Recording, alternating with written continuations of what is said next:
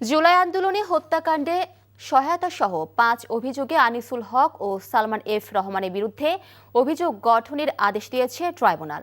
এর মধ্য দিয়ে আনুষ্ঠানিকভাবে বিচার শুরু হলো। বিচারপতি মোহাম্মদ গোলাম মর্তুজা মজুমদারের নেতৃত্বাধীন ৩ সদস্যের ট্রাইব্যুনাল আজ অভিযোগ গঠনের এই আদেশ দেন। তাদের বিরুদ্ধে অভিযোগ কারফিউ দিয়ে এবং ব্যবসায়ীদের নিয়ে বৈঠক করে ২৪ জুলাইয়ে ৩০ জনকে হত্যা সহ মানবতাবিরোধী অপরাধে ক্ষমতাচ্যুত প্রধানমন্ত্রী শেখ হাসিনাকে সহায়তা করেছিলেন তারা।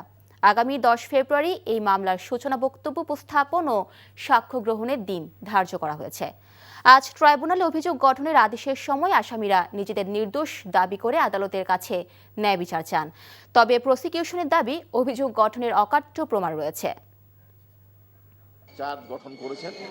চার্জ গঠনের তাদের বিরুদ্ধে মূল অভিযোগ যে বর্ণনা যেভাবে আসছে সেটা হচ্ছে যে তারা কারফিউ হত্যা জারির ষড়যন্ত্র করে হত্যাকাণ্ডের নির্দেশ দিয়েছেন।